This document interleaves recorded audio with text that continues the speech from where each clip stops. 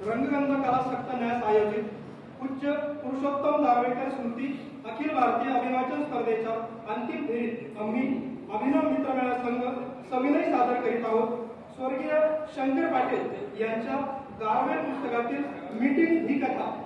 मी शिवकुमार देवरे. मी अमोल महाजन. मी विक्रांत चांदले. मी सौललिता जाधव. मी स्वप्नील पाटील.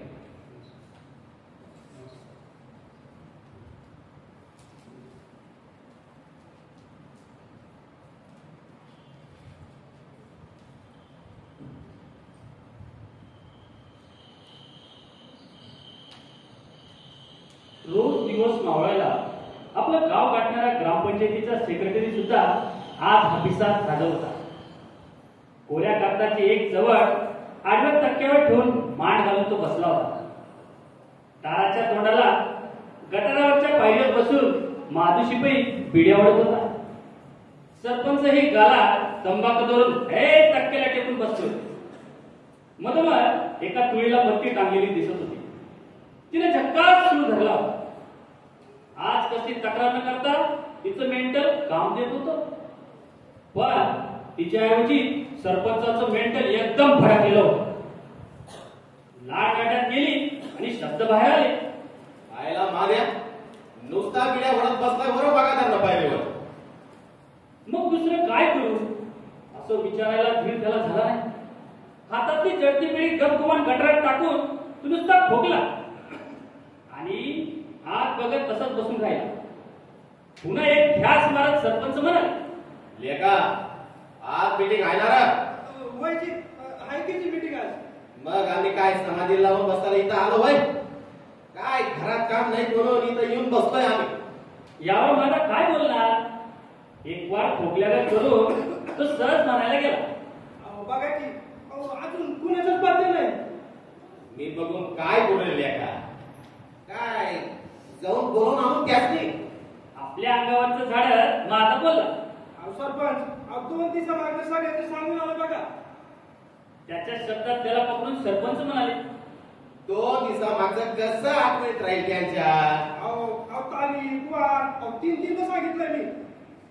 तू दादा सांगितलं असेल पण आज सगळ्यांनी पुन्हा जाऊन आठवण देऊन आलास का? माझं पुन्हा आठवण करायला आज काही फेरी मारली नव्हती.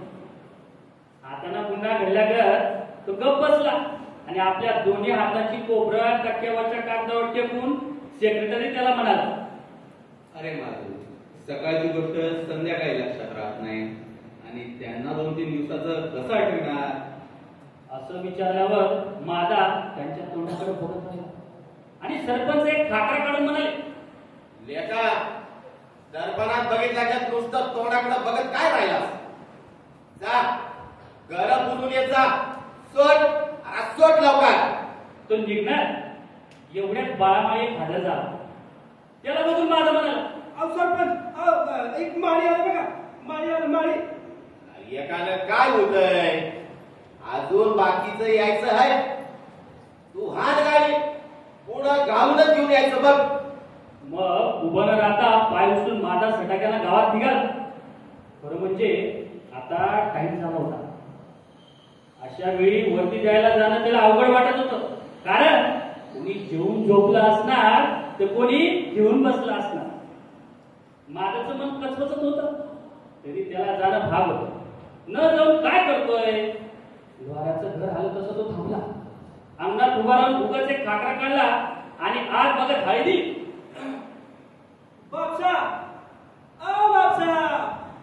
लोहाराची बायको बाहेर येत म्हणाली, कोण आहे?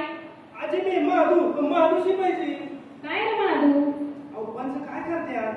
पंचवीला की बाबा काय खास? मीटिंग आहे ना आज. मग काय बोलवाय आलतास? वय की मग तू आलतास म्हणून सकाळचं सांगू देत नाही. मीटिंग आता आहे. सकाळी सांगून काय फायदा? खरं मगाशी निघलं की रे ते. एवढ्या लवकर खालवर घालून पडलं. आता कसं करायचं? गड्या निघल्यात म्हणून सांग जा की. असं कसं सांगू? उठवलं असतं बरं होईल की. पुढे घालून घेऊन यायला सांगितले सरपंचांनी. मग तू चालते की रे बाबा आणि हात मारून बघ त्यासनी. असं म्हणून ती आत वळली. माझ्याने एक खाकर काढून तूप बाहेर टाकली आणि घसा साफ करून तो हात सोबत गेला. बापशा लोहार खालवर वाकड देऊन तिथंच भिंतीला लागून पडला होता.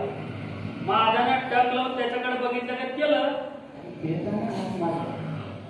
बापसा अहो बापसा अहो बापसा एकाएकी तंबऱ्याची ताक तावी कसा घोटाळा झाला आणि तोंडावरचं पांघरून न काढता आतच तो खेकसला. कोणते अजय मी माधुजी बाई काय रे माझे अहो मीटिंगला बोलायला आलो की. अरे जाय मीटिंग आहे ना असं म्हणून तोंडावरचं पांघरून काढत त्यानं सांगितलं. माझ्या अरे मी झोपलं राहिले का काय बोलावं हे न कळून माझा तोंडाकडे बघत राहिला आणि बापशा म्हणाला, जा झोप लागल्या म्हणून सांग जा. तसंच मागं फिरावं की काय करावं असा विचार करत त्यानं खडात टाकला. अहो आलं असतं म्हणजे बरं झालं असतं. काय सरपंचाने खवाड्यात पुढं घालूनच घेऊन यायला सांगितले त्यांनी. ते झालं खरं पण झोपलोय केलं मी. माझ्यानं तोड काढले तो म्हणाला, अहो असं का करत नाही अहो, इथं झोपायचं नाही तिथं येऊन पडा की. एका अंगाची कंबर पडत बापशा बोला, टाकल्या पाटल्याच्या गाडीची आज धाव बसवली. दिवसभर लय तमक झाले र. आपला ठेकाणा सोडतं माझा म्हणा. अहो मग इथं येऊन पडा की. मध्ये मोठं पाणी चहा देतो की. आजच्याचा सराजमा हाय होय. अहो आहे की.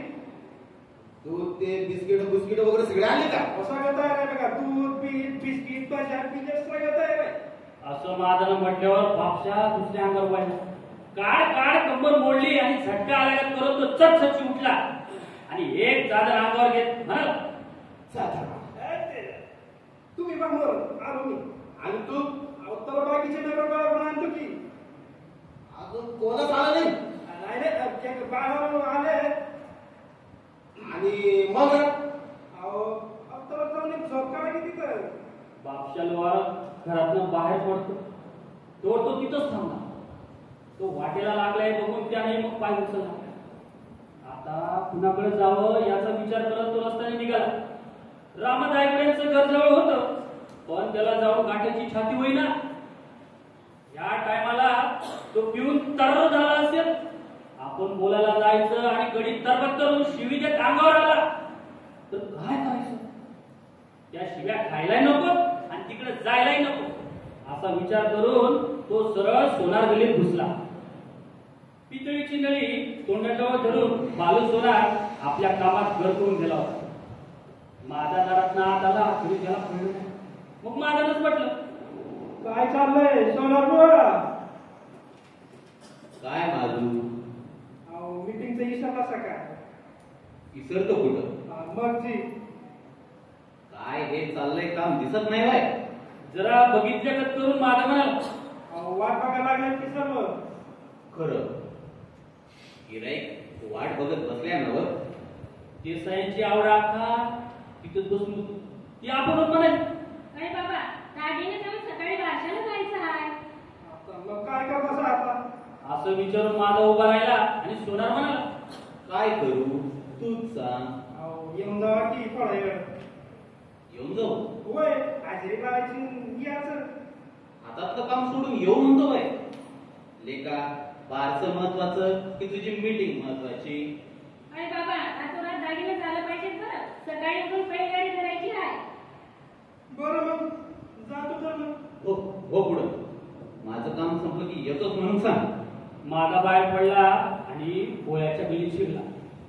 शंकर पोळ्यांचं घर आलं आणि बाहेरनं कानोसा घेत त्यानं विचारलं, शंकरांना आहेत का घरी. हातात एक चिमणी घेऊन पोळ्याची बायको बाहेर दारापर्यंत आली आणि माझ्याला बघून म्हणाली, मीटिंगलाच गेल्यात की. असं होय. तिथं नाही काय. मग बापू तर नव्हतं. तू कवाच बाहेर पडलायस. अहो झाला असेल की अर्धा तास. बघितलास काय. असं म्हणून ती त्याच्या तोंडाकडे बघत राहिली आणि हाताचा मुटका हनुट्याला लावून म्हणाली, यासनी जाऊन 3 तास झाला की. मग बसला असेल कुठं वाटेत. कुठं बसत्यात गेला असतील त्या दणदणीकडं. विचारू नये तो प्रश्न त्याने विचारला. या अंगाचा फडका उडायला तो ती म्हणाली. त्या फुट्टाणीकडे रे माझ्या बाबा. राग रंग ओळखून तो गप्प झाला आणि तिनं त्याला काम सांगितलं. इथं बसल्यात का हे बघून सांगा हे बघून. असं तर मग चांगली मीटिंग काढतो त्यांची. एक वार खालवर बघत माझा म्हणाला. नाही मीटिंगला गेला असतील ते. अरे उंदराला मांजर सामील. तू काय सांगतोस? बरं जाऊन बघून येतो एकदा. ये जा तिथं बसणार बघते. आधीच वेळ झाला होता. त्यात ते काम निघालं. उशीर झाला तर सरपंच जोड्यानं हाणणार. बरं ते काम न करावं तर पोळ्याची बायको मिशीला कांद बांधणार. काय करावं असं करतच तो परिस्थितीकडे गेला. दोघेही झोपायलाच होते.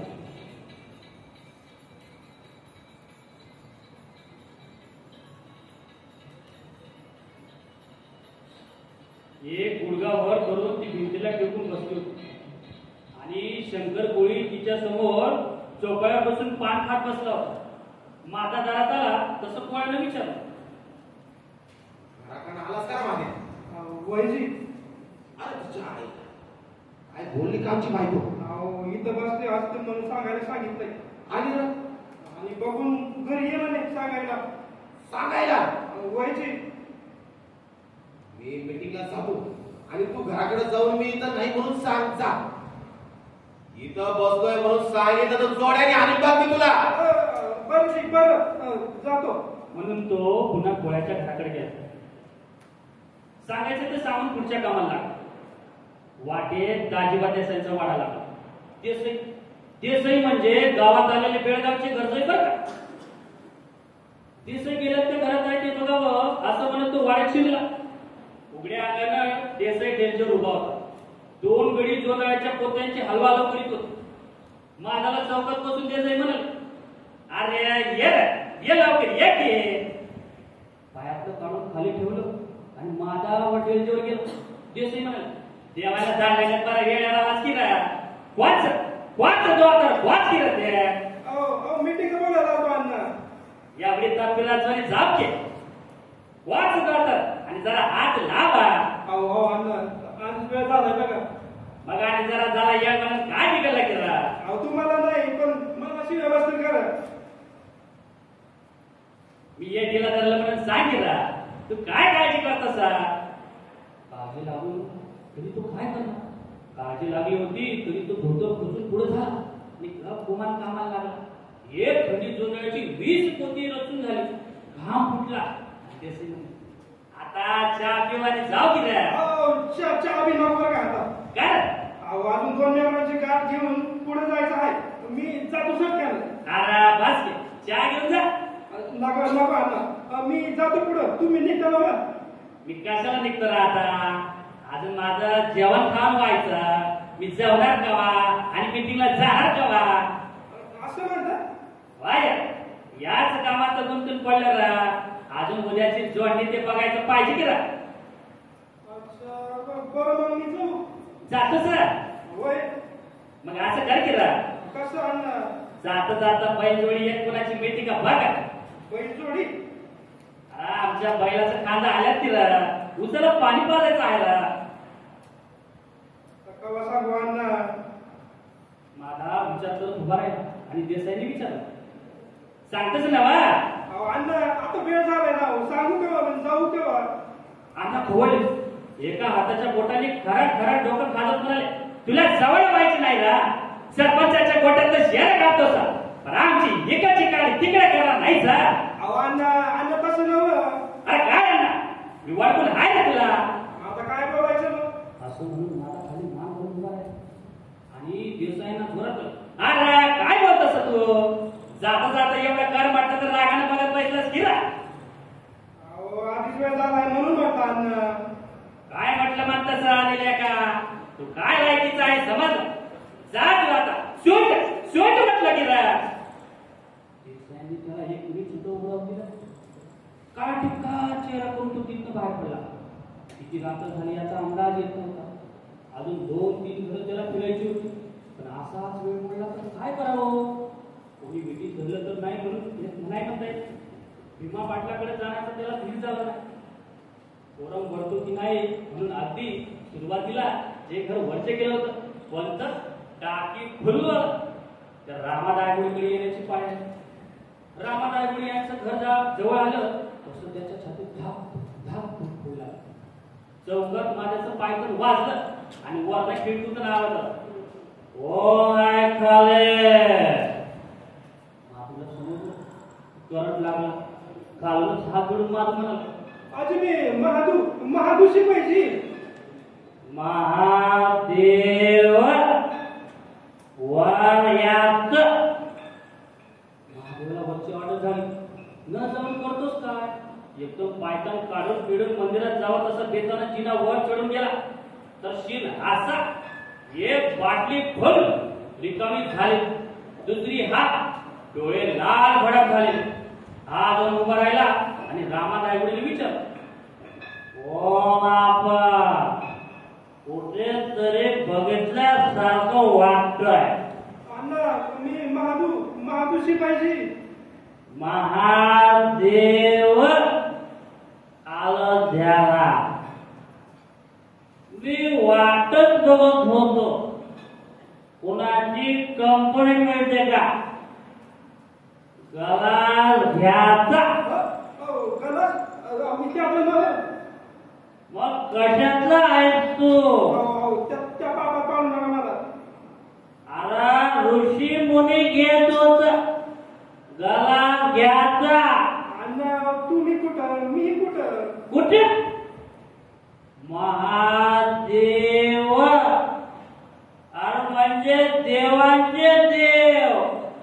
तुम्ही चुकून आमचे शिपाई झाला.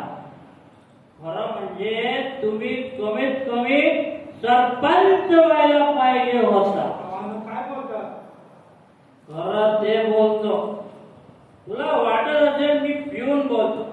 खरं सांगतो मी प्यायलो आहे आणि म्हणून सत बोलतो. सत एकदम सत. तर पुढच्या टायमाला आम्ही तुम्हाला उभं करणार इलेक्शनला निवडून आणणार.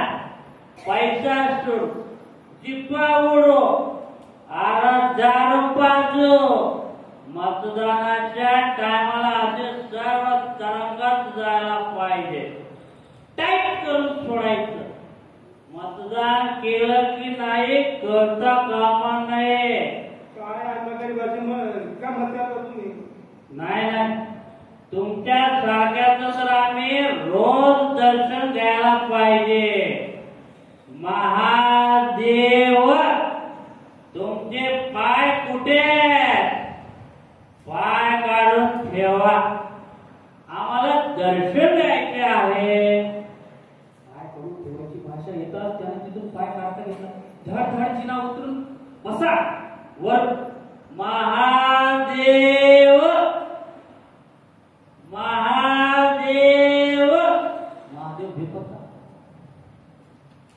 तारा मावशीचं घर वाटेवर जाता जाता तेवढं बघावं आणि पुढे सुटावं असं मनाला ताळा घेऊन तो तारा मावशीच्या घराकडे गेला.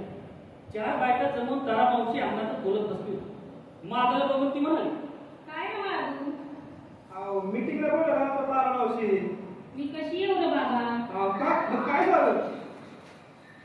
माझी मत यायला झाली आणि मीटिंगला येऊन कसं येऊ का गं मला. ती कुठं काय मीटिंगला जाऊन म्हणती. मग इकडे तिचं बाळ कोण करल. काय लगेच काय ती. तिचं काय नेम. मावशी तशी उठ बसून लागली की कुणाला येऊन सांगा की असं म्हणतोस. होय. तिला मोह झाला नाही. तशी एक वाट ती मोठ्यात जाऊन चक्कर मारून आली आणि हातात एक कंदील घेऊन म्हणाली चल बाबा बायका बसल्यात तर जाऊन येऊ. एक दसऱ्याची शिकार साधावी तसा महादाला आनंद झाला.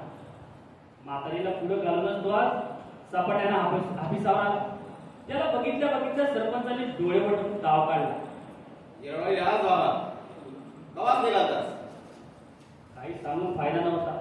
एका खांबाला टेकून तो गप उभा राहिला. तारा मावशी हातातला कंदील बारीक करून खाली टेकली. तिला बघून सेक्रेटरी म्हणाले आता कोरम भरला.